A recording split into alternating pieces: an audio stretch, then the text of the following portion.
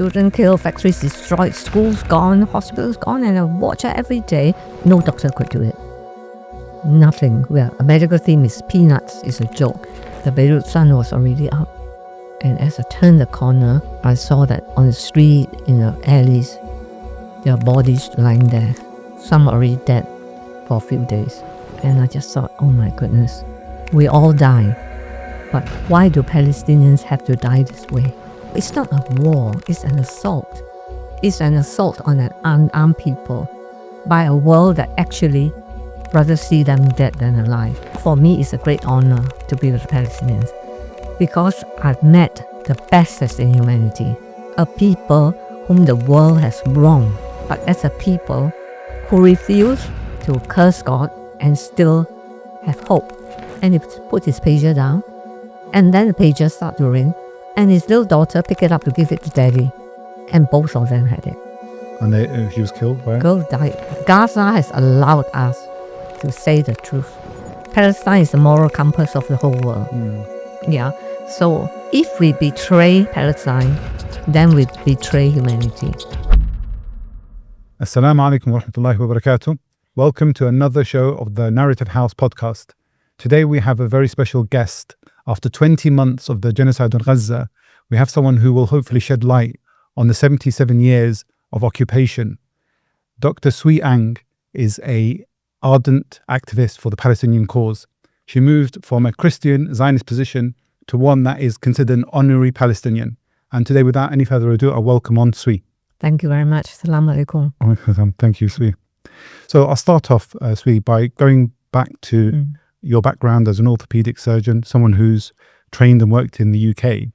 Many people say that despite that background, surprisingly, you actually have a lot in common with the Palestinian people. Yes. You've lived in exile, your parents met in prison for resisting Japanese occupation of China, and your husband was also an activist.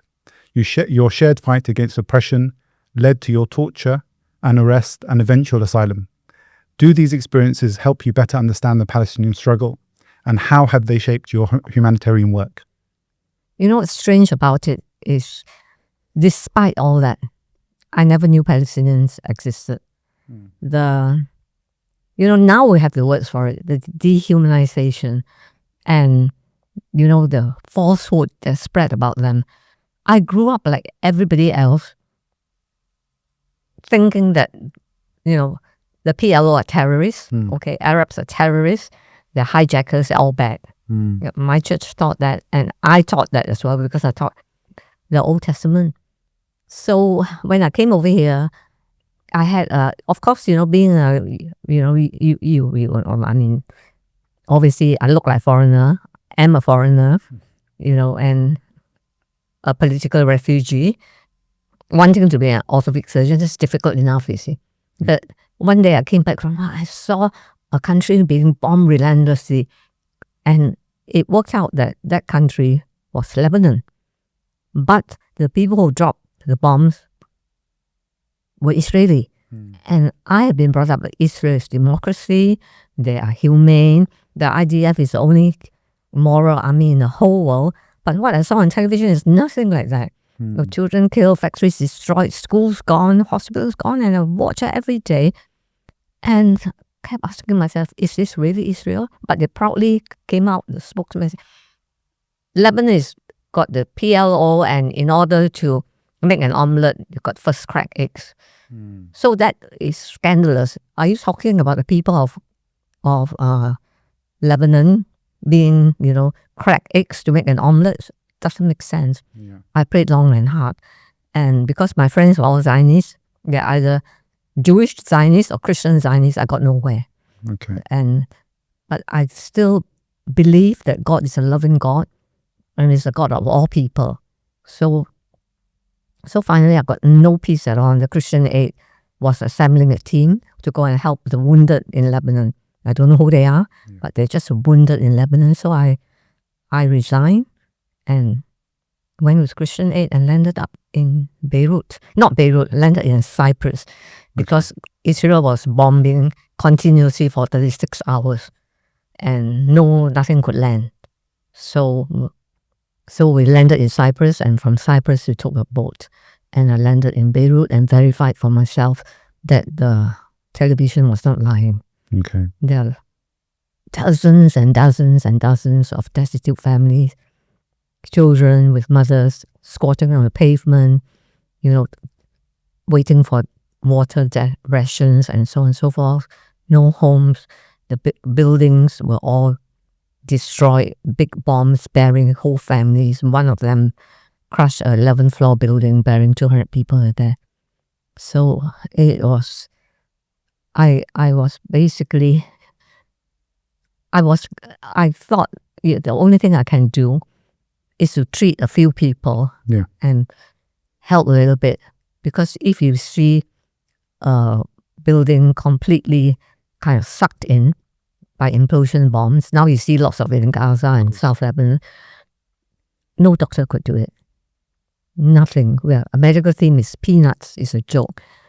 And the thing is to prevent it from happening, which is a real thing. Yeah. So that's how I got introduced in Lebanon. And so my background as a refugee, I didn't even think of myself as a refugee. And it took a long time to click that these people who lost their homes, I call them homeless. Yeah. I was a refugee with a home and a career. So why, But it was hectic, it worked. And then the PLO evacuated. Everybody was not happy, except me. Because I thought it's great, PLO going, so this place is going to have some peace. But I saw how the people love the PLO. And not all of them are fighters. A lot of them are just civilians like myself, the doctors and so on. And these are really, and I talk to women who say that, my son is going, my husband is going, my children are dead, who is going to look after me and so on. Because working is so hectic, so these only come as a little bit as store at the back of your brain. And I was seconded with a ceasefire to work in a hospital called the Gaza Hospital. At that time, it doesn't make any sense. Of course, now I know what's Gaza. But Gaza is basically the first Arabic word I ever learned. So I worked in Gaza Hospital, and it was situated in Sabra and Shatila refugee camp. And whatever I knew about Palestinians, I learned from the people of the camp, which at this time are coming back to rebuild their homes because of the ceasefire. The ceasefire guaranteed by USA under the Habib Peace Plan, and with a multinational peacekeeping force coming in to protect them, encouraging them to go back and live in the camp, to rebuild the camp and the school and so on, and pick up their lives as refugees. Yeah. So that's it. You see, that's how I learned about Palestine. Nothing to do with So at that point, when the PLO withdrew, as you say, it was with US guarantees that the peace ceasefire would be maintained. But actually, what was going to happen was going to be some of the most horrendous massacres. Yeah. And actually, just to draw a comparison to what's happening in Gaza now, a lot of people who are saying to the resistance disarm are not realizing they're not going to be bitten by by the same lizard twice, or whatever other way you want to put it. They realize if they disarm now, it'll be complete destruction even on the ground. While at the moment there still is relatively a counter on the ground, at least in terms of not having full control of Gaza. Yeah, I think there are 2 points I want to make regarding the evacuation of the PLO. The evacuation of PLO is just to break up the Palestinian family. If your father or your eldest son is gone, you leave behind a mother and a grandmother looking after wounded children to rebuild their homes. That's what they left to do, okay? But as a courageous people, they do. So, but why did the PLO evacuate? I think that's a sore point which a lot of Palestinians ask. I think at the time the PLO has to evacuate because the PLO themselves are refugees. They were refugees in Lebanon. Hamas are Palestinians in Gaza, of Gaza. They evacuate nowhere. That's it.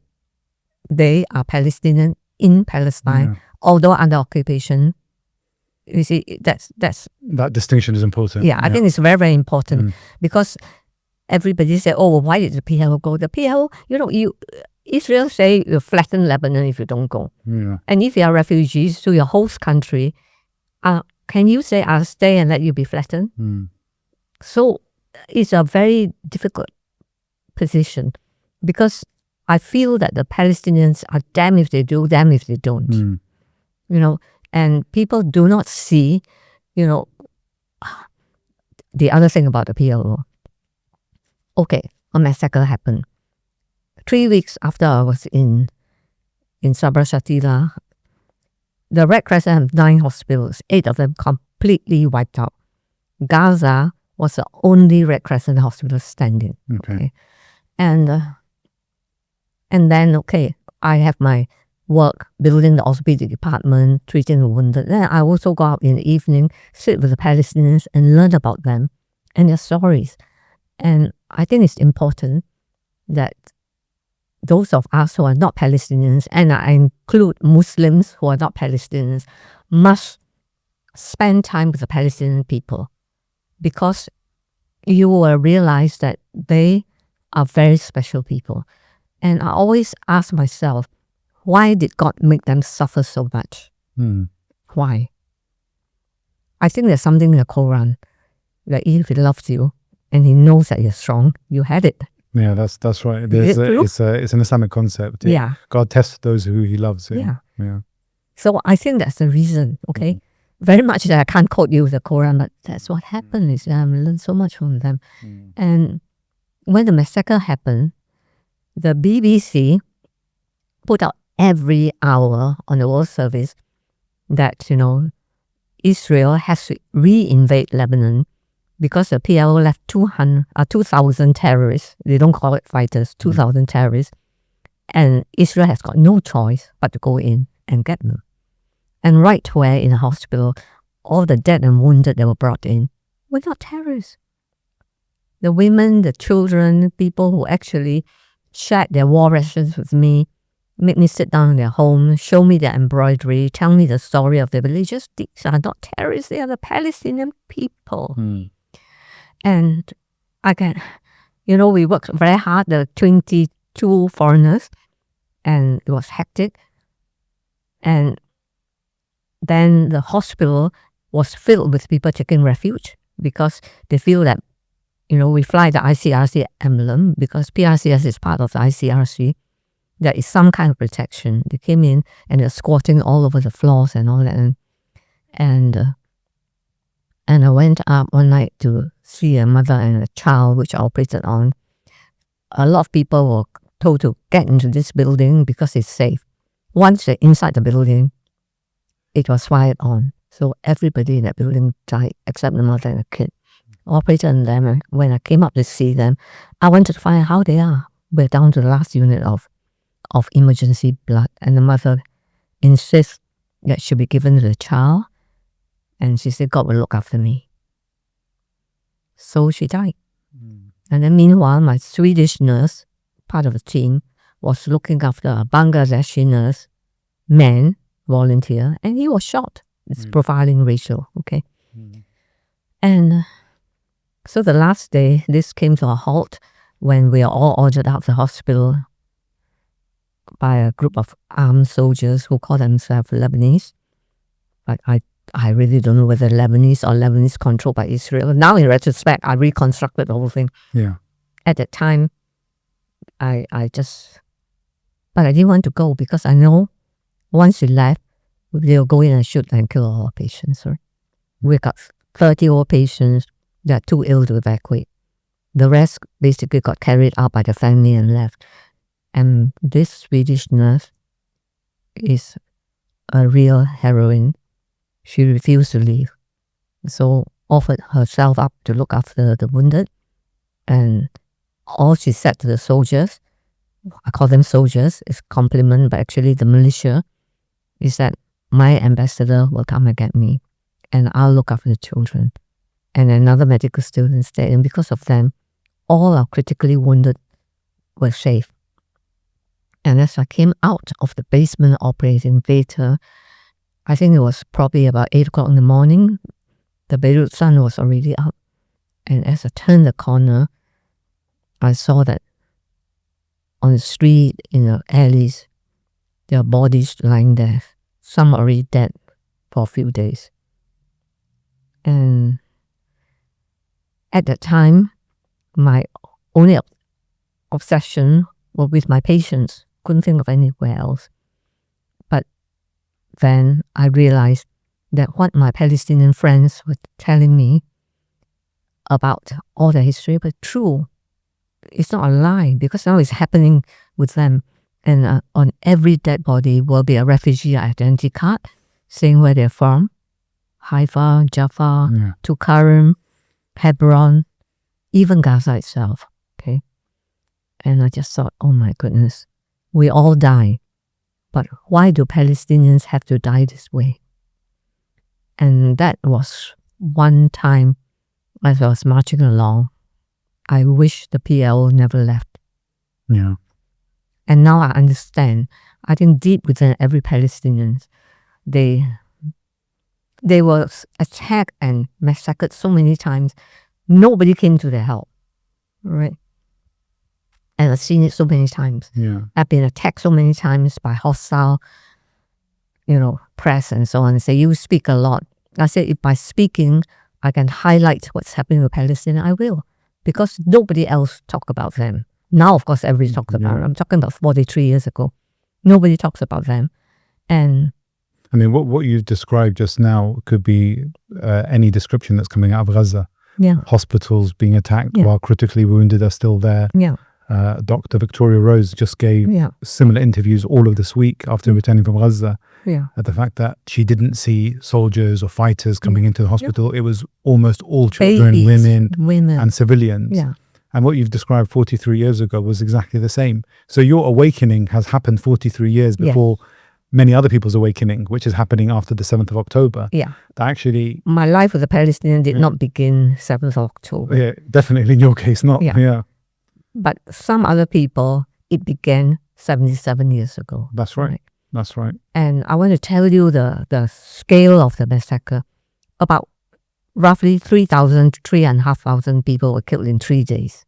Yeah. Okay. So each day, about 1,000 were killed. That means within a year, you have 300,000 or 365,000 Palestinians being killed. It's that intense. It is basically to kind of sear in the hearts of the Palestinians that you got no safety. It's a total contempt of Palestinian life. Yeah. And not even in Palestine, hunting them down in refuge in Lebanon. There's so many miles from Israel. And the PLO has evacuated. My cousin was one of the fighters who was martyred in Lebanon. Faisal, he was actually his brother was killed in Palestine. Yeah. And he decided to leave his studies in Greece. He was studying university and he joined the resistance in Lebanon. He was martyred there. Yeah. Yeah. So that's the story of Palestinians who came from all over to defend. They have to. Yeah. It's machine guns versus tanks versus F-16. Yeah. Okay, and M84. We call it, a war. It's not a war. It's an assault. It's an assault on an unarmed people by a world that actually rather see them dead than alive, or people who don't care, not even complicit, but partners in the crime. Yeah. That's what makes me angry. After all these years, I'm still angry. Of course. No, I think, as you say, your awakening happened at the time of Lebanon. Yeah. But if you go back, it only is a natural conclusion that anyone who looks at the facts realizes that there's an occupied people, a people that have been murdered and displaced, forcibly displaced by an occupying settler colonial entity, essentially. Yeah. And I think as soon as you realize that, there's nowhere to go. I actually pray. I actually say, this is crazy. I ask God so that the rest of my life can be devoted to help the Palestinians. Thank you so much. Yeah. And one thing that you mentioned, I believe, about your experience in Lebanon is that this label of terrorists that was given to the Palestinian people was undone. All this propaganda that you had, experienced and faced in the West about the Palestinian people and their cause and the fact that they were labeled as terrorists was undone because of your personal experiences with them. Can you shed a bit more light on how much that propaganda affected you before your trip to Lebanon and before the 82 war? Yeah. The same way that it affected many people. You know, you think that there's a terrorist destabilizing Israel and fighting Israel. And then even, you know, and therefore Israel is involved in a war. And in a war, you kill enemies. Yeah. Right. And if the enemies are terrorists, you know, Nazi people, then Israel has the right to kill them. But it's not like that at all. This is, now I know, it's dehumanization. It's a dehumanization of the highest order. Because if you dehumanize people like that, it legitimizes their death, them being killed, being murdered. You see, they cannot dehumanize me and call me a terrorist. I'm not able to. I haven't got the training, okay? So that's not going to happen. But the Palestinians, some of them, you know, who fought back to defend their people are called terrorists. Oh yeah, actually I was called a terrorist. When I tell you, 2018, I was on the flotilla Auda, okay? And very much it is okay, but Madeline now is off radar. And we were in international waters and two huge Navy ships, you know, and you know, 200 Navy soldiers and Zodiacs captured us in international waters, okay? And force our captain to drive our boat to Ashdod. And it was a horrible process, strip search and all that. So anyway, cut that short because when hopefully Greta and company comes out, they can tell what happened to them. Then what happened? Guardian, okay? There was no news at all about us. BBC doesn't want to know. ITV, even after I released, doesn't want to interview. Nothing. That time there's no podcast, okay? Except the Russian television did 6 minutes on me. But Guardian published a piece from the Israeli spokesman the day after I was released and said that the IDF has successfully intercepted a boat full of terrorists who tried to infiltrate The Israel. Guardian reported it like that? But it reported as a spokesman. Oh, the spokesman said it was that was their defense. But what on earth, you see? Yeah. So actually, even I was dehumanized, okay? Yeah. I mean, this has happened many times. Anyone who says they support the right of Palestinians to resist, they're labeled anti-Semitic, and you're supporting terrorism, and so it's an easy insult or accusation to make. No, but actually, it's systematic dehumanization. Of course, I agree with you. Because if your friends are terrorists, then you must be a terrorist too. Yeah. So I feel that, you know, sometimes when people are interviewed on podcasts or television and so on, it is very important for us to talk about the Palestinians as a people. And the Palestinians don't pay me to say good things about them. It's my personal experience, okay? I think for me it's a great honor to be with the Palestinians because I've met the best in humanity. A people whom the world has wronged and commit injustice against them for so long. But as a people who refuse to curse God and still have hope and believe that one day there will be peace for them and for the whole world. That kind of people. Children who love going to school. I know in this country many people don't like to go to school, but in Palestine the children want to go to school. Mothers will give their life for their children, you know, and the resilience to survive. Right now, I'm going off track because I don't know what other question are. I tell you, Gaza is wiped out, desolate. But I tell you, the people in Gaza, they refuse to leave. One of the most emotional moments I have throughout the last 20 years, or 20 months of genocide, is when there was a ceasefire, 19th of January, because we see the pictures of the Palestinians walking. Returning back to the north, yeah. Returning back to all this ruin and rubble, you know, refusing to accept being displaced or deported, you know. So So what a brave and courageous people, Yeah. you know, and I would say it's heroic, Yeah. right? And most of us get up in the mornings crying with what's happening to Gaza. But on the 19th of January, 20th of January, even now, when I think back of them walking home with nothing. Nothing. And they were still being so positive, as you said. They were hoping about to rebuild. Such a positive attitude after 15 months of genocide and the destruction of everything. Right. And you mentioned that you fell in love with the Palestinian people. Was it this characteristic? Yes. Or was there more to it? Oh yeah, the generosity. And they are beautiful people too. The culture. The women, you give them a piece of cloth, some threads, they sit on the floor, ruined rubble, stones on the floor. And for me, they put a towel so I don't want to sit on the floor. And then they start to sew. And they will tell you, this is my village. And now, of course, I know 600 odd villages were destroyed, or what they call it, depopulated to build Israel. But the women will sew their village, you see.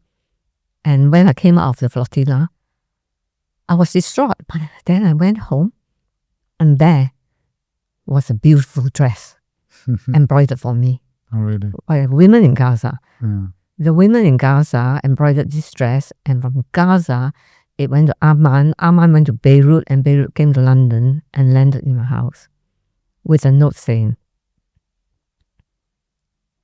as women, we give you the best that we have. Every stitch represents our love for our country, our culture, our heritage, our hope and resilience. No, it's lovely. Really. Yeah. When we look at what's happened in Gaza, a lot of people say, the ones who've woken up after the 7th of October, what would you say to them in terms of where is the future when you consider that what happened in Gaza has already happened before? Maybe the scale of what's happened in Gaza is truly more barbaric and horrific, and the destruction is probably more intense. But what you saw in Sabra and Shatila, what you saw in Lebanon, what we saw in 48, 67, these were all huge milestones in the Palestinian story and the journey. So do you think the world has learned anything from these past atrocities? First thing, to the people who have awoken to Palestine, we say thank God. We could have died in ignorance, right? We could have died without knowing the truth. And that would be the most horrible thing for any human being. Okay. Second, the Palestinians have not given up, so we don't. Okay. And then somebody asked me, I just come back from a speaking trip in Scotland, and somebody just asked me, how do you see Gaza in 10 years? That's a crazy question, okay? They should ask me, how do I see Gaza next week? Talk about ceasefire and so on. How do you see Gaza in 10 years? I said, that's not a question you can ask me. I can tell you it's not how I see Gaza in 10 years, but I can tell you I'll be still supporting Gaza. And I know there will be a Gaza. It's not finished. The Palestinians build and they rebuild. Yeah, they don't give up, okay? Because to give up is to die. And so we have to be with them in that spirit. And I think the question is, will I still be with the people of Palestine in 10 years? And I think by the grace of God, I will be. And Gaza will be rebuilt, okay? How? I don't know. In what form? I don't know. But I know it will be. Children have been killed, but other children will come, right? And there are people who cannot be destroyed. One Palestinian told me, empires rise and empires fall. But when the people decide to stand up for their own freedom and the future, nobody can destroy us. And do you think it's true to say that the Palestinian cause has now become synonymous with a much bigger cause of fighting what we see as colonialism, imperialism, a world order that is really corrupt to its core? Because it's not really just an Israeli genocide, is it? It would be I mean, the US, the UK, the Germany, all of them have played a huge role. Yeah. I mean, just a few days ago, Herzog, the president of Israel, was in Germany and being greeted as if he was like a hero, even though he presides over essentially the head of state of a genocidal entity. Yeah. So what would you say about that? Is it a cause that's much bigger than Palestine now? Oh yeah.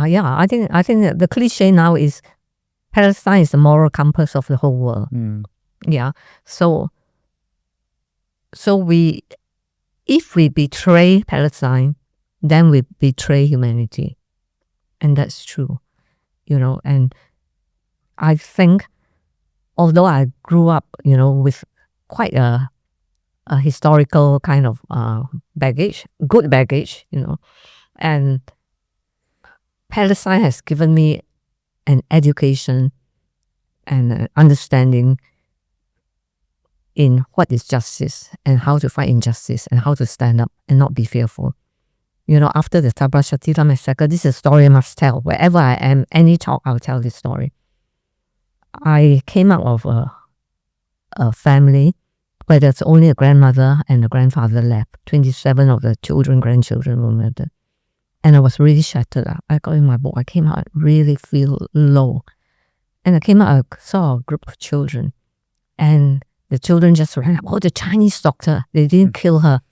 I told them, I said, look, I'm not Chinese, okay? I'm from UK, I'm British, Britannia. No, you are not British. British, very, very bad, took our country away and gave it away. You are Chinese, because Chinese is very, very good.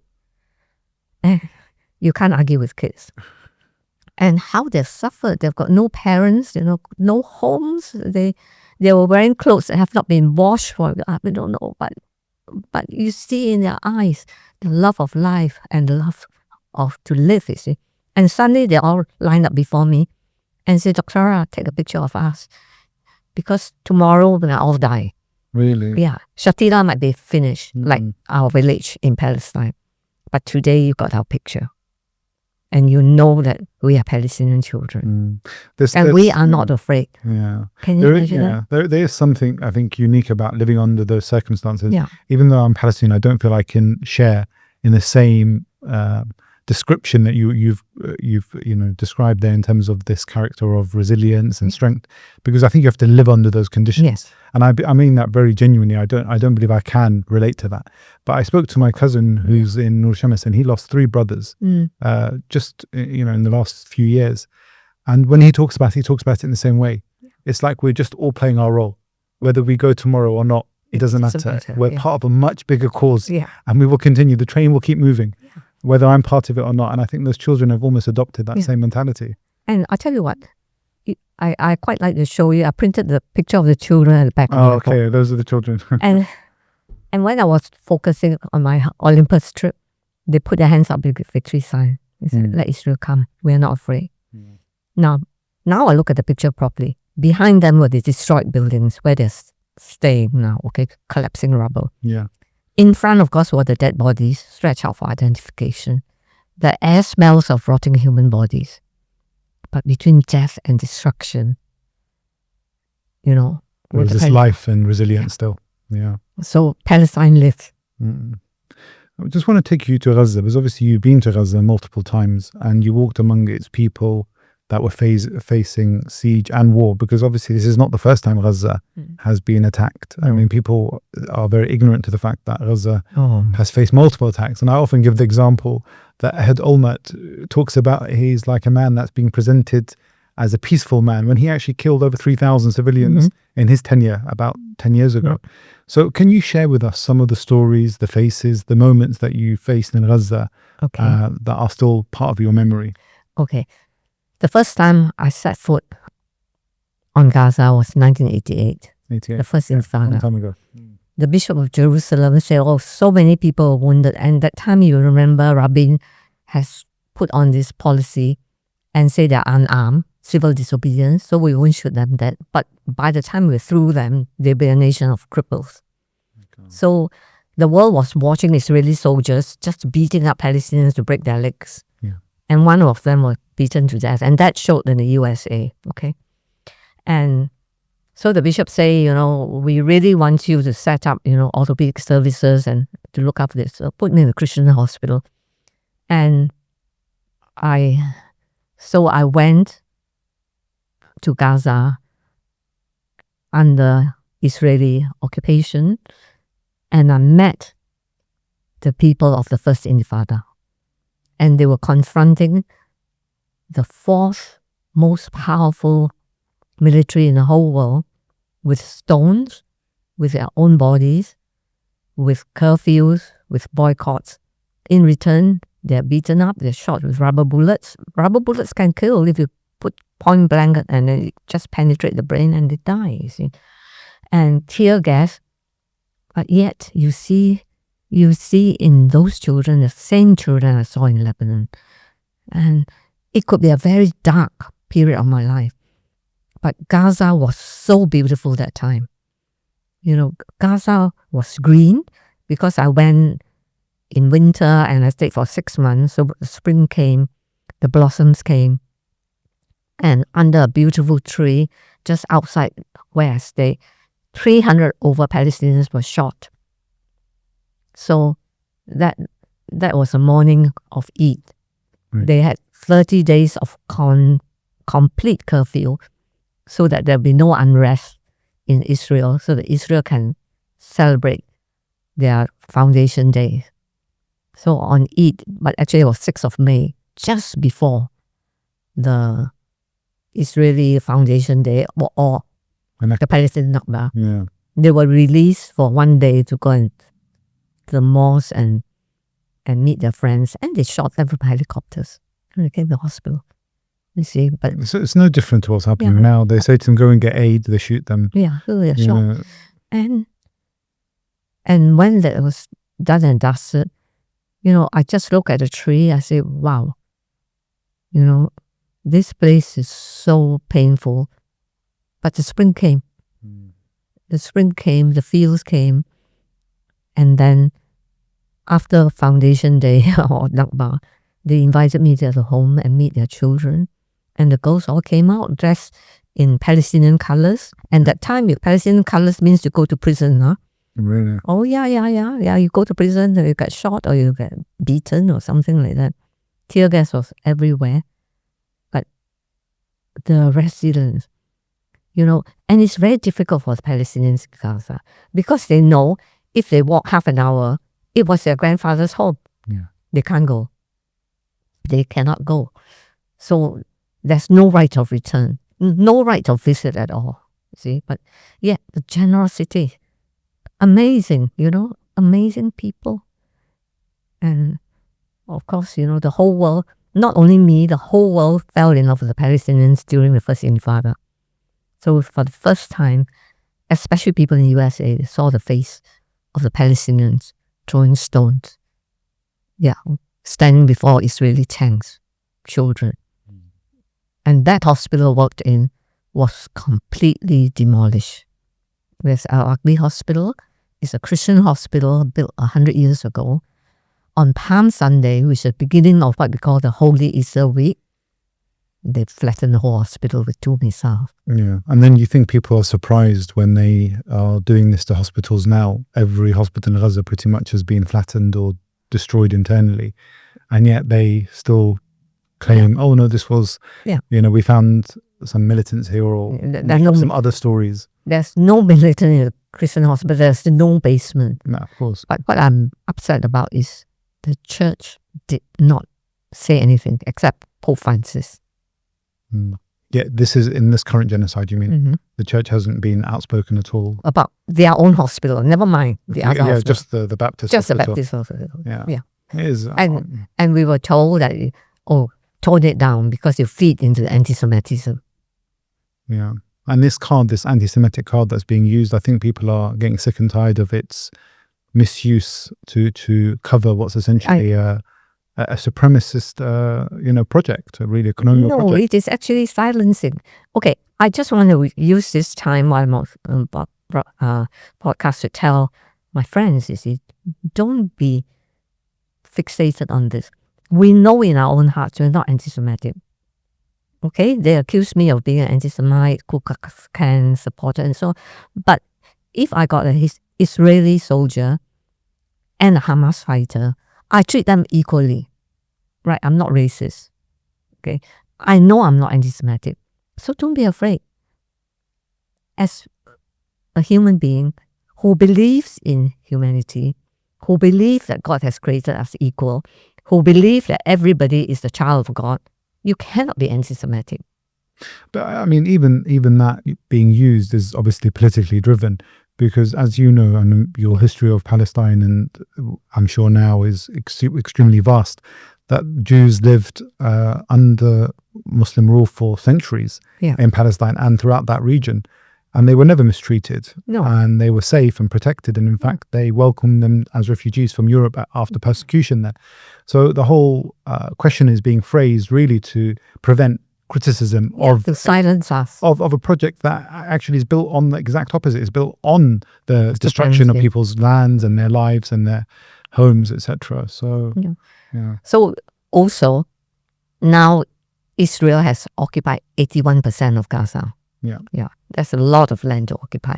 Gaza is already small. So when you talk about 2 million people living in that piece of land, which is the size of our Hawaii, now they're living in 19% of that. So 2 million people, even worse. And then they're bombed, they're starved, they're killed. So that is the dimension of the whole thing, okay? Yeah. So, there is a cruel way of trying to force them out.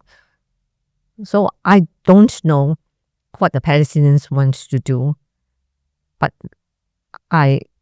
if they don't want out, we'll continue to support them. Yeah. I think the Palestinians feel let down actually by the people who could do more. So I just saw a post yesterday, it was quite powerful, about the flotilla.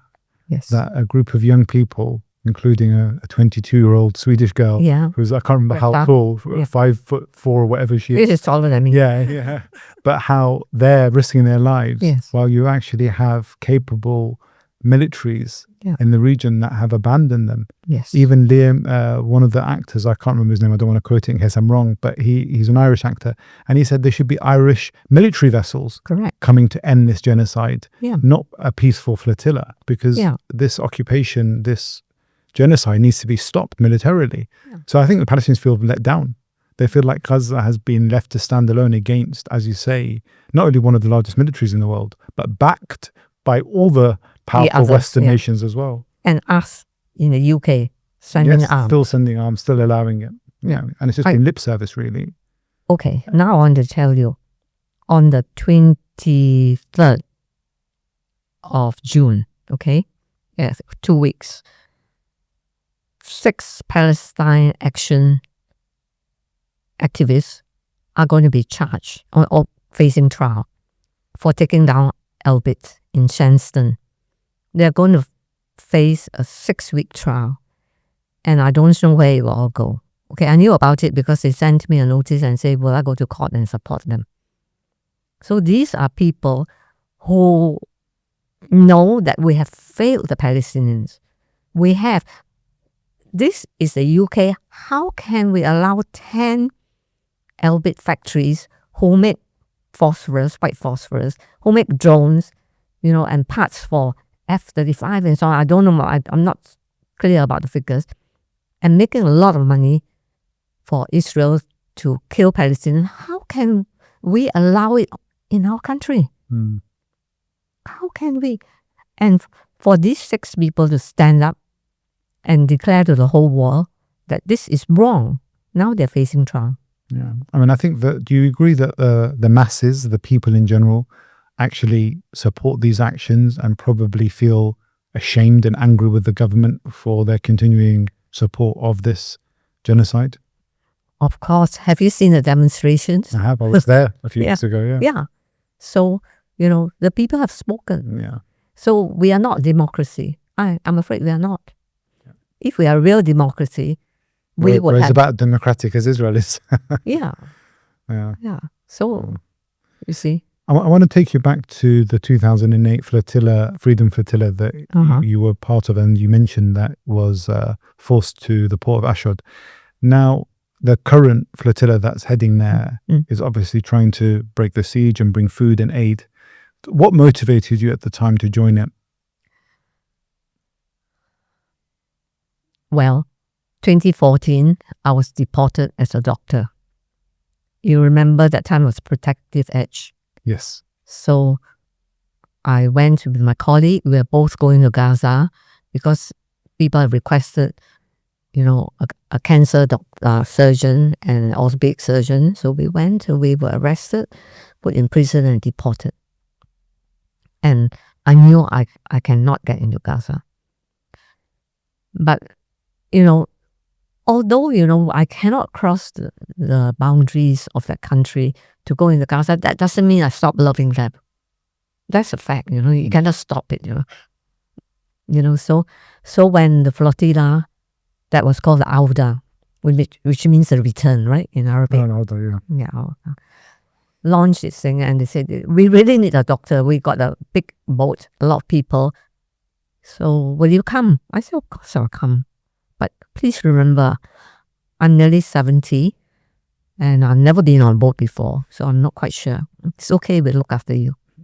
So I went and basically put out a statement and said, this is about declaring our support and our love to the Palestinians. It's nothing political. Okay. And so I went, and of course, I am never cut out to be a sailor, So that's why I went.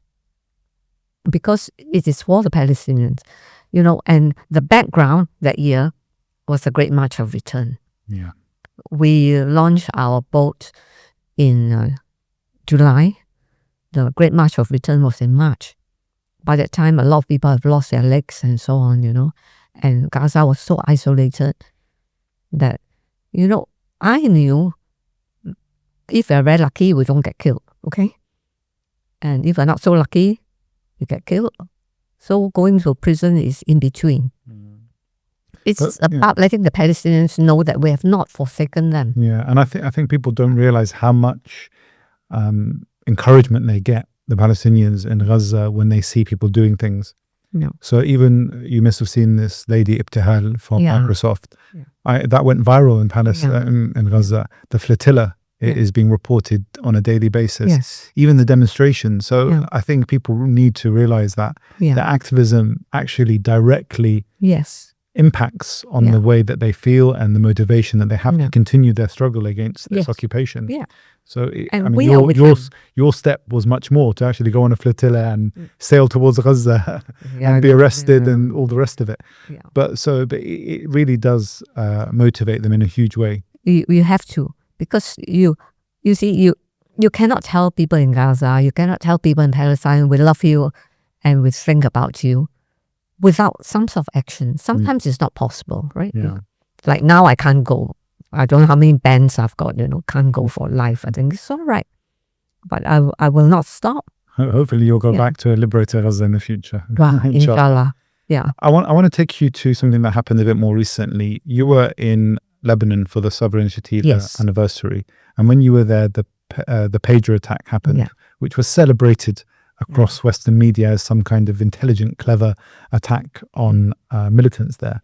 But in reality, I think you saw something very different and you treated many of the wounded. Yes. Can you let us know a bit about what you witnessed? Okay. It was on the 17th of September. And I always, every year, unless I'm ill or there's COVID, I will visit Sabra Shatila because it's the anniversary. Some of us do it every year because we want to tell the survivors' family that we have not forgotten them. So every year we go. This year, I was coming off the plane and then my phone is full of messages and then my Lebanese friends were waiting at the checkout and they say that, well, can you come with us to the hospital because we got a pager attack? I said, what attack? Because it just happened, right? Yeah. He said 4,000 injuries and Ghassan Abu Siza wanted you to come to hospital. I said, okay. And it was brutal. Imagine a scenario. You're an ambulance driver or a firefighter, hospital porter, an emergency worker, a nurse, that category of people, you carry a pager, right? And if the pager was primed to explode in your hand, what will happen? And what, so people will say, how wonderful, and it is not wonderful at all. It is the most heinous crime, right?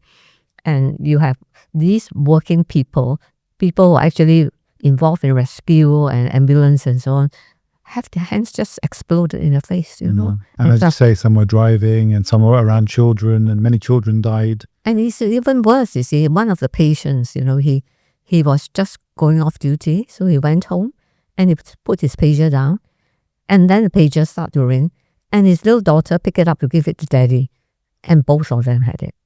And he was killed by it? Girl died, father survived. Yeah.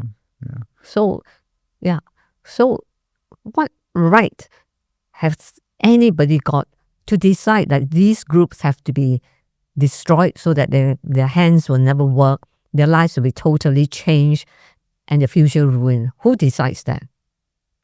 They live in a lawless world anyway. They can do what they want. And they were given the power to do that, the impunity to do that. Exactly. Cannot. We've got to change it, Yeah. Netanyahu was given a gold pager as a present by one of the US politicians. I can't remember his name. Yeah. So they celebrated that. Even though it was a massive indiscriminate attack that, as you say, killed many civilians, injured 4,000. 4,000. Just imagine crime. One hand gone, okay? Yeah. Or both hands gone. If you carry it next to look at it like that, explode in your eyes. Eye injuries, I heard blind. Many. The injuries are horrible. Yeah, and you saw it firsthand. I was operating them. You treated patients. It was horrible. We're talking about how many fingers gone, how much of the hand gone, whether they'll come through it by having this kind of hand, which you've got thumb and index so that you can hold a pen, or this kind of hand because all these fingers are gone, but you can hold an object. Your life, and these are young people with families. I remember we had to cut off the wedding ring of one of our patients because it just recently got married. So sad. Yeah. But I want to share this thing before I forget. Yeah. So this is very important when you're talking about resilience and courage. I went to talk to one of the patients late at night, and I struggled for 2.5 hours. And I just basically, as a surgeon, I went to tell him so that he has got no false expectation. And you tell him that this hand is not good. If you can hold something, that will be a bonus. It will not be like before. So, I went up, and he has already woken up and asked me where I come from. I said, I came from England. I said, I'm so sorry. We did the first operation. This kind of injury, probably in next 6-7 operations will reconstruct. But someone competent will look after you, so don't worry at all. He said, no, I want to talk to you. I said, okay. I want to ask you a question. He said, doctor, how do you feel? I said, I'm very sad. Actually, what I want to say is I'm very angry. But I think I don't want to wind my patient up. I said, I'm very, very sad. Really sad. And then he said, doctor, don't be sad. When I decide that I'll give my life to justice and stand with humanity, I accept the consequences. Now I begin to unpack the message. When I decide to stand up for Palestine, to speak up for justice, I also accept the consequences. And that includes professional loss, job opportunities, vilification, smear campaigns, cancellation, deportation, imprisonment. These are the least that I can expect. Maybe compared to what the Palestinians and their friends in the Middle East have given. Yeah, and I think we can't forget that beyond Gaza, thousands and thousands have been murdered. Yeah. And tens of thousands have been wounded if you look at primarily in Lebanon and Yemen, and to some extent in Syria. Yeah. They've been dragged into this and they've accepted it. Yeah. And stood with the people. Yes. And I think we forget that. We might think this is actually the Gaza genocide, but what about Beirut that was attacked 2 days ago and flattened again many buildings? These people have given their lives. So, we say that, Israel has got a big army behind them, but the Palestinians also have a big army. An army that is badly armed or not even armed, but an army. That's the people. The people. The people are with them. Unfortunately, the ones who are armed are against them. Yeah. So Yeah. we have to be optimistic, Yeah. because if we're not optimistic, I think we are heading for big trouble. Yeah, no, it's important to keep that balance there. Just want to move on to this question about Palestinian resilience and something you've referred to a lot. What do you think in terms of the Palestinian resistance when it comes to their relationship with God and the Quran? And it's something that obviously you've lived firsthand through your various visits to Lebanon and in Palestine, and I'm sure meeting many Palestinian activists. Can you talk more about that? Well, I will talk about the Palestinians' relation to God. I have not, I'm sure there are, ever come across a Palestinian that blame God. They can blame everybody, but not God, when their children were murdered, it's still alhamdulillah. I just said that, I said, my goodness, you got no husband, no sons, alhamdulillah, At first it's very jarring, okay? Because, and I think that's a very, very important thing, because we believe, and I'm counting myself as a Palestinian, maybe a Christian one, we believe in a God that's good, that's compassionate, that's merciful, and just, okay? And that is our job, and we submit ourselves to the will of God. And, and therefore, if God's will is that we stand up for justice, we have a right to say to God, no, I won't. I prefer to be going on a luxury boat or something like buy a fast car. Then, of course, you are lost forever, okay? But if you tell God, yes, I'm with you, and I've got your people, which you have put in my hands, and we go together. That's me, okay? The Palestinians are something else, I think the Quran is so beautiful in the way it structured their lives, the way they live, the way they do things. It surprises me every day, okay? And every day is something new. For me, you see, or for many Christians, we talk about God. But for the Palestinians and the devout Muslim, they live the way of God. One friend told me that, if you take a piece of paper that big, for the Westerner, God is that little bit. For the Muslims and the Arabs, God is that big and he is that small. That summarizes it. Yeah. Yeah. That's a good way of summarizing it. I think that's why we refer to it a lot of the time as a way of life. Yeah. Not as a religion, where religion kind of stays at home, has an impact on some of your life, but not other aspects. Yeah. But I just read a comment on one of my posts recently. I was talking about how the Jewish supremacy that has been allowed to be unchecked, essentially, in Palestine, that led to the occupation, the killing, the murder. And then someone said, oh, maybe Hitler was right. And I said, you know what? Islam has solutions. Yeah. And we don't look at it like that. No. We look at actually a system that brings justice. Yeah. It's not one form of racial, ethno kind of supremacy to another. No. It's actually how did we have a situation in the Middle East and beyond that where people live together? Yes. There has to be a just system. Yeah. And what we're currently seeing is the direct opposite of that. It's supremacy. It's racial, ethno-religious supremacy. You have to go back and ask yourself the question, how can you move forward in a way that's going to lead to peace and security? Yeah. What's happening now is not religion. It's colonialism. Yeah. That's okay. It's not a zero-sum game. Okay.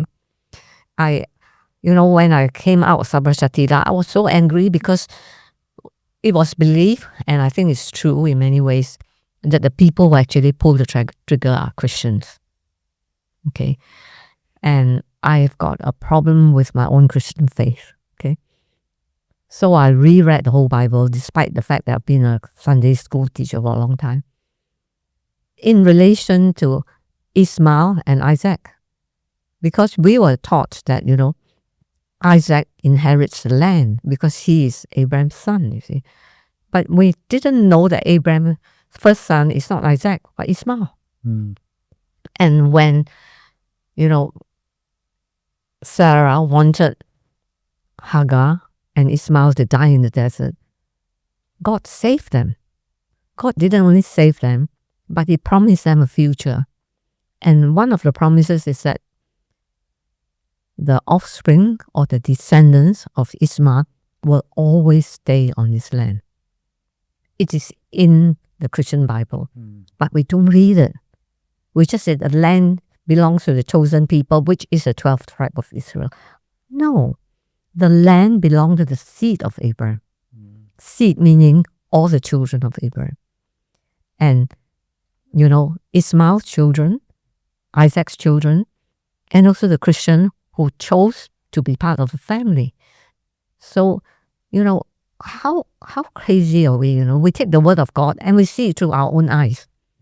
And we have a zero-sum game. Yeah. No. In a very a-religious world, I think what's being done, as you say now, is a project. Yeah. It's a colonial project that uses religious views or scripture to justify what essentially is in line with the foreign policy of having a outpost in the Middle East. Yeah. I think it was Biden when he was a senator said, if there was no Israel, we would have created it.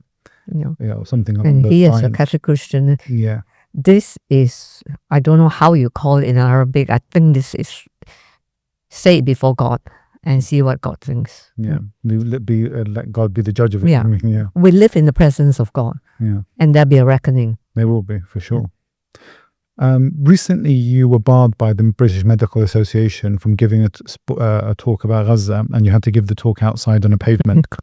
What does this say about the broader effort to silence the truth-telling about Palestine? Yeah, actually, it's not the first time I'm cancelled, okay? In that same month, I've been cancelled by Harvard. I've been cancelled by some other things and so on and so forth. But the BMA cancellation is a pit because I've been a member of the BMA for 47 years, okay? And it's not a big kind of BMA thing. I'm talking to medical students.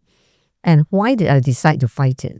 I've been cancelled. David not cancelled me. Islamic Relief cancelled me. Oh, did they? Oh, yeah, Islamic. Why did they cancel you? Sorry to interject and ask another question. They cancelled me because somebody told them to cancel me. They apologized. Oh, really? I've been cancelled by 4 schools, so on. It's okay. Because, if someone tells them, this woman is anti-Semitic, do you want to be lumbered with her and so on? And people get frightened. Okay? I don't mind, okay? You can cancel me. But one day, you realize that, you don't cancel other people like that. So BMA, this is 200 medical student leaders from 200 deaneries all over the UK having their annual meeting. Okay. Now BMA is very, very, I think they are on the wrong side of history. They're on the right side of history when it comes to medical care and all that. But they support Israel. And the students wanted me to talk about 2 things, about the NHS and the future of healthcare in the UK. Nobody will cancel that. Yeah. But the second one is that we have been watching what's happening in Gaza. And we are distressed. And we want to know, how do we handle it? Now that is really loaded. And of course. and it's really a cry from their heart. Yeah. Yeah, because I think Gaza, you cannot escape. It's day and night. You see children killed, starved, houses demolished and so on. So any human being will have a reaction. If you are still on the other side, something is wrong. Our students is going to switch sides. That's why they cancelled me. Mm. And you gave the talk though outside? I prepared a script talking about Gaza and the role of doctors in a situation like that and so on. So when they cancelled me, they actually tried to cancel me in December, but it didn't work because I got my lawyers. Okay. Yeah.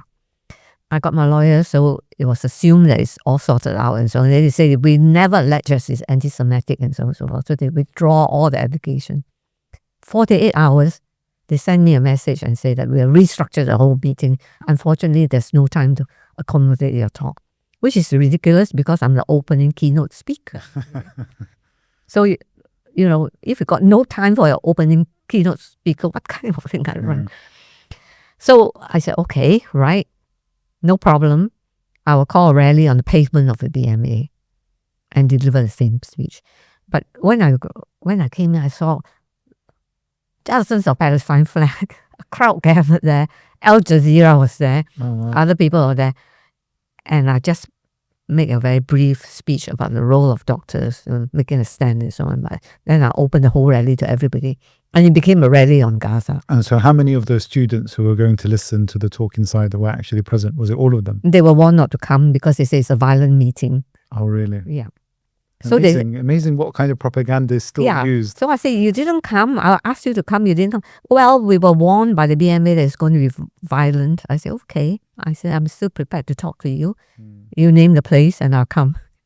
Wasn't one of the BMA presidents recently also accused of anti-Semitism? Yeah. Still undergoing. McCarthy, yeah. Yeah, still undergoing. She's talking an investigation. Yeah. So it shows you the feeling even amongst the doctors is clearly split, but the propaganda is very strong. Yeah, because the whole thing is to silence any dialogue about Palestine or about Gaza.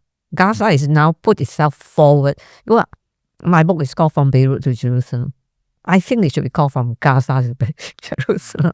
Yeah, because now, with Gaza taking a stand like that, you have rhetoric saying that you will die standing, you will not live on your knees, but Gaza is practicing it. So all bets are off. Yeah. But all those individual actions, what you did, if many people would have seen Question Time a couple of weeks ago, where a lady asked a very strong question, and she also qualified it by saying, do not come back to me with this stupid argument about anti-Semitism. And it went viral, this clip. Yeah. Where she questioned why is the government still sending weapons and allowing the licenses when they know it's being used in a genocide. Yeah. So every action, every time someone speaks out, yeah. I think they need to realize they're part of that change. Yeah. You're making it that much more acceptable. I think you've said something very recently that being an activist now for Palestine is much, much easier than being in 82 or even in the first intifada or second intifada. Yeah. Because now everything's become exposed on social media. And we are, many of us, of course, you can exclude me, are less frightened to speak up. Gaza has allowed us to say the truth. Yeah. I think that's very true. I think we should honor that. It's not easy. They died so that we can speak the truth. Yeah. I want to ask you one final question about Medical Aid for Palestine is an organization you set up to help Palestinians. But today, and this is something that Dr. Ghassan Abu Sitta mentioned, humanitarian aid systems are often disguised to manage suffering without addressing its root cause. In particular, looking at Palestine, the root cause is settler colonial occupation. What are your thoughts on this point that he's mentioned? Okay, Medical Aid for Palestinians was set up as an aftermath of the massacre. I went to Israel and testified in the Israeli Kahan Commission, and then the Israeli tell me you can't come back to Lebanon, not safe, okay? When the Israelis say not safe, so that is a very polite way of deporting me. So it's terrible. You come back to London and you know that there are widows, there are orphans, there are homeless kids, there are homeless people. The whole place is a complete mess. What do, you see? So, and the needs are so great. But within my own heart, I know what the Palestinians need most of all from us is for us to speak up about them.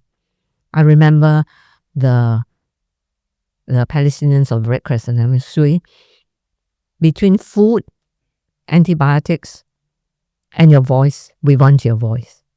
Okay, so that's really interesting. That's hospital closed, okay, because so there's no two ways about it.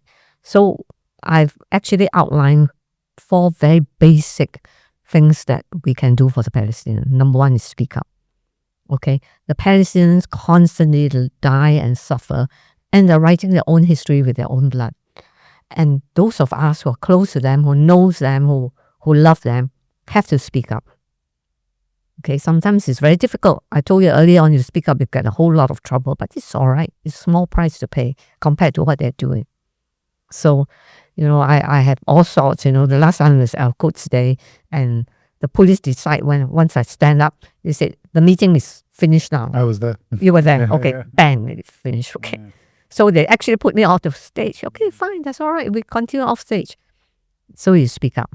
Okay. Social media or whatever it is, one-to-one, number one. Number two, BDS. Okay. Everybody can do it, and it's our duty to do it. Okay. On a personal level, nobody will put you in prison for refusing to buy settlers' goods. Of course, if you go a step further to ask for other people to boycott, then you will get pushed back. But we go step by step. We have to do it, okay? Because that is a peaceful way of doing things. It's non-violent, and it worked in South Africa, right? The boycott, the BDS. Number three, because of the Palestinians' homeland being constantly destroyed, they got no schools, no hospital, and so on. Material aid is important. Yeah, material aid, which some of us can give because we in this country I got an NHS salary, so I can give something. So that is not in lieu of Palestinian self-determination. When we founded MAP, we founded it as a charity for the Palestinians, and whatever we do has to be in consultation with the Palestinians. Okay, so the Palestinians can see us as their NGO. They can see us as a branch of their institution. We work together with them, not in lieu of them. Okay, like for instance, we are talking about the reconstruction of Gaza. Now, right now, 12 universities are bombed. Hospitals are gone, okay? Health workers tortured and killed. Now, I know it takes 8 years to make a consultant, right? Because of the training and so on. So Gaza's nephrologists, pathologists, and so on and so on were killed. Okay, orthopedic surgeons. The rebuilding of Gaza starts now because you have to get the doctors trained so that when there's a ceasefire and Gaza's hospitals are rebuilt, it will be led by their own people.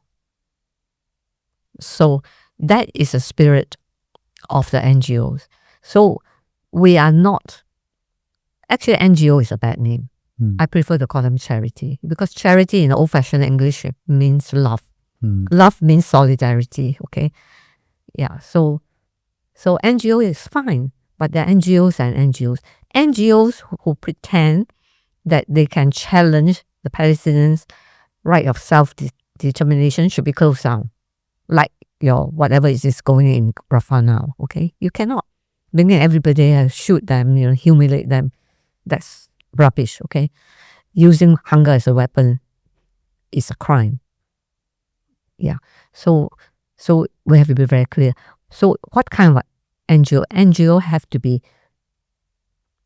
led by Palestinians, or at least working closely with them, understanding what their needs are, letting them understand that this NGO is their NGO. So I've gone many times in public saying, MAP is not an NGO. MAP is the Palestinians' NGO, full stop. Yeah. So advocacy is a big component of MAP. Was, maybe still is, okay? I think it still is, thank God. So that's the other thing, okay? So another last thing is we have to support each other. The number of activists that are going to prison, having no money to pay legal fees and so on, we got to support that. I can't do Palestine action. I'm too old. I climb, I fall down, osteoporosis, fracture hip. That's horrible. Creating, a bigger burden of the NHS, not helping anybody. But if somebody is in trouble, then we contribute to pay the lawyer's fees, okay? It is common sense, all right? If I can't pay 500, I pay £5. It's all right. You have to. Yeah. So that's really important points. I mean, distinguishing between certain NGOs or, giving cover to them to actually commit massacres and to use starvation as a weapon in the genocide. And then there's, as you say, charities is maybe a more commonly understood word to support people, whether it's through financial or medical, or whatever other ways that you can support, and even boycotting, etc. But I think there is a point where, are we just continuing to treat the wounded and treat, if we're talking about it, not literally, metaphorically, treating the wounded of the Palestinian cause, but not actually getting to the root cause of what needs to be done? As a surgeon, if I was to pose it this way, there's a cancer that needs to be removed, and I mean, that's going to be misinterpreted now the way I use cancer. I'm going to actually phrase that again. So when people say, for example, there is some disease that needs to be treated, you need to treat the disease, not the side effects. Yeah. And occupation is the disease. Yeah. Okay. Right. So the NGO is a soft touch, correct? It's easy, raise money, buy food, all right? But I go back to 43 years. Hadla told me, speak up for us, tell the world our story. So this is, I think, the most important aspect of what we can do for the Palestinians. I think giving food and so on is no-brainer. Anybody can do it, okay? It's not a problem. Oxfam can do it, MEP can do it, so on. You can, very respectable, the royal family can do it.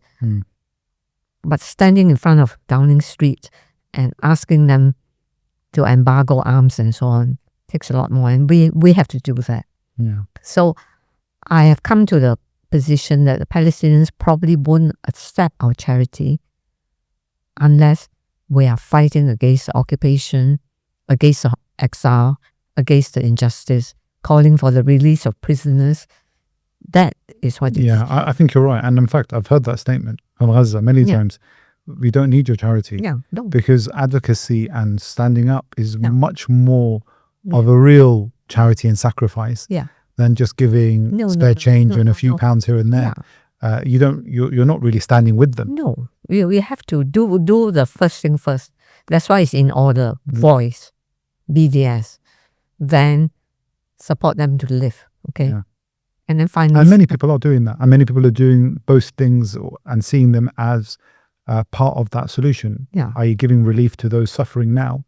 And then I'm involved we in shot again. Yeah, exactly. But they're not doing the speaking out part. They have to. And that's the point. So we need to, as you say, encourage that mentality that we need to all find our voice really for this cause. If you are hopeless at public speaking, that's okay. Then, post things, Exactly. Right. This is something I've said many times. You find your niche. Find your niche, We will, okay. Yeah. And basically, it's very disheartening to go to a rally and find that there are only 20 of us, Make it 200, bring your friends, okay? So we should. And you see, the Palestinians are watching us. They're watching our demos. If they see 700,000, they know that we're here, all out for them. We are here for them. And that message is amplified further and more powerfully than if it was just a few people. We are their voice. Yeah. And we are also their face, right? So as human beings, let's be human beings first. And then we'll do that, whether you're a technical doctor, heal wounds, you are very good at raising money, do coffee mornings to raise money and so on. Yeah, we can do that. But that comes with number one. Stand up, speak up. Yeah. Thank you very much, Dr. Suyang. I think it was a really interesting discussion. And I hope something that will motivate others to take your example to be advocates for Palestine and actually speak out and find their voice and not to be fearful of the consequences of doing that. Thank you so much. Yeah, thank you. And I can assure you, if you do that, you'll feel a lot better. You won't be depressed and you'll be fighting. Okay. Thank you. Thank you so much.